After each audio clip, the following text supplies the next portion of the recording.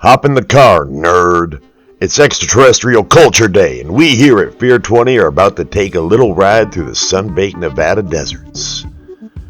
With Las Vegas in the rear view, we set our course through the town of Pahrump and head down Highway 372, the Extraterrestrial Highway. We'll chase the setting sun north and west through the arid wastelands of the Mojave and out to the middle of nowhere. Out to the little town of Rachel, Nevada, population 19, and over to the world-famous Little Alien. Rachel has the distinction of being the closest town to the infamous Area 51 facility and was the hosting grounds for 2019's Alien Stock, also known as Storm Area 51 Day, and they won't let you forget it. The inn shelves are lined with every kind of cheap touristy knick-knack imaginable. Rows and rows of keychains, coffee mugs, novelty license plate playing cards, posters, dice, whatever you want. All stamped with Area 51, S4, or a little green alien face. Don't go filling up on alien jerky. We still have to go to the diner for a world-famous alien burger. And while we dribble the house special alien sauce all over our little green man t-shirts, we'll look up to the streaks of light that race across the night sky with a question at the forefront of our minds. Is that a meteor? A drone from Creech Air Force Base on maneuvers? Or something else? Something from the cold, unknowable void that envelops our placid little island Earth. And what would that mean for us if it were?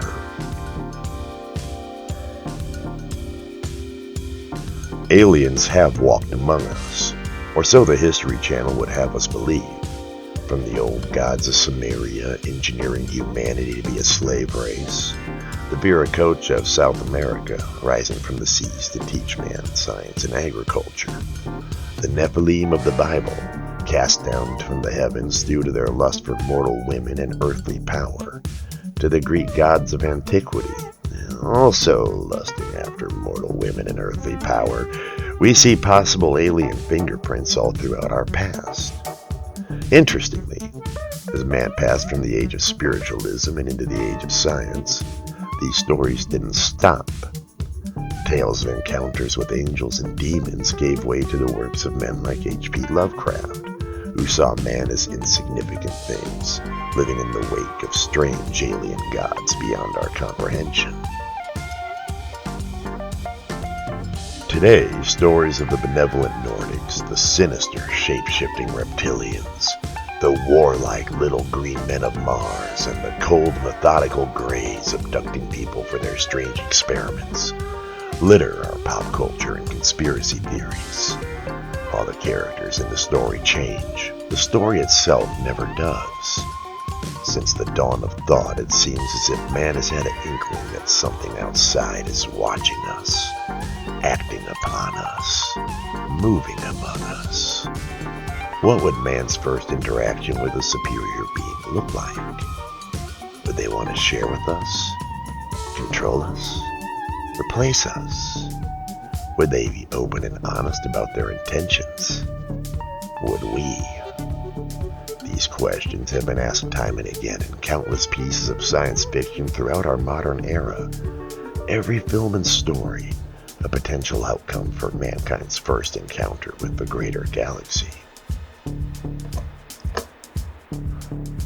Written in 1897, H.G. Wells' War of the Worlds saw a then-modern, industrialized England ravaged by an alien force with superior technology, their seemingly unstoppable march thwarted at the last moment, not by the martial might of man, nor the deductive reasoning of our sciences, but rather the common cold. The radio play rendition of this tale, broadcast in every home in America on October 30th, 1938, told us a series of live news reports allegedly worked people into such a frenzy that mass panic broke out. Whether or not this is true, or a plan cooked up by a consortium of newspaper owners to kneecap the growing medium of radio, however, is a story for another time. As mankind wrestled with the moral implications of the atomic age, and all that the splitting of the atom had wrought since Hiroshima and Nagasaki, 1951's The Day the Earth Stood Still saw the alien visitor Klaatu and his seemingly indestructible robot Gort, representing a collective of other alien races, deliver a dire warning to mankind. Rising in a messianic fashion after having been shot by a fearful soldier when he landed his ship on the National Mall in D.C., Klaatu states, "Your choice is simple. Join us and live in peace, or pursue your present course and face obliteration." A damning indictment of the balance of man's power in contrast with man's immaturity, threatening us with extinction to protect other races of the galaxy from our influence. In contrast to the doom and gloom of olden times, films like 1977's Close Encounters of the Third Kind, which sees two survivors of alien abduction finding each other through their shared post-experience obsession with Devil's Tower, Wyoming, and while dealing with their traumas, they come across the location of the government's first contact with an extraterrestrial force, and the seeming return of missing World War II-era pilots, hinting that this may not be the first encounter these two groups have had, oddly planting Close Encounters into a more sinister light of 90's X-Files and 1982's E.T., a story of a young boy with a stranded alien learning how to cross barriers and communicate, both able to help each other in moments of profound need as they find a way to get E.T. home before agents of the United States government can find an experiment on him. Stories like these give a glimpse of how man might respond when confronted with a superior being, some filled with hope, others unease and outright terror. However, 2009's District 9, directed by Neil Blomkamp, asks a deeper, darker question.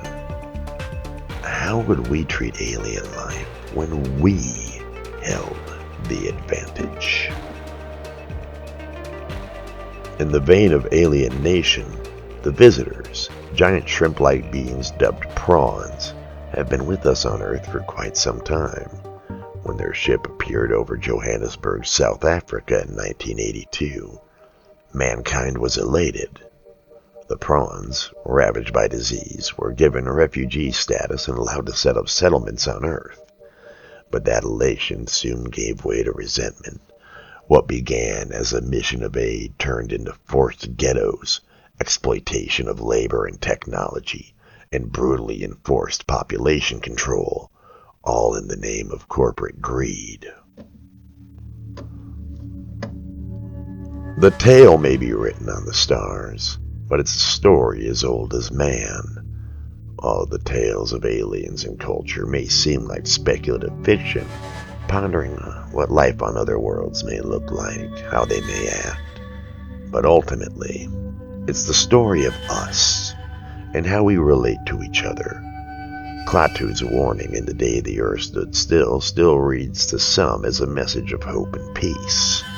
Others, like the Bush Doctrine during the War on Terror. War of the Worlds reads as much of a damning criticism of colonialism as it does a damnation of man's hubris. District 9 was written to be a critique of apartheid South Africa, but it's more than that. It's the Trail of Tears. It's the concentration camps. It's Unit 731. It's the inhumanity of the powerful to the powerless. The story of extraterrestrial culture is the story of man projected outward and returned to us in kind. As for me, I'm gonna get stoned and binge watch Alf. Alf wouldn't do that shit. Alf just wanted to eat pussy and watch TV. Fuck yeah, Alf.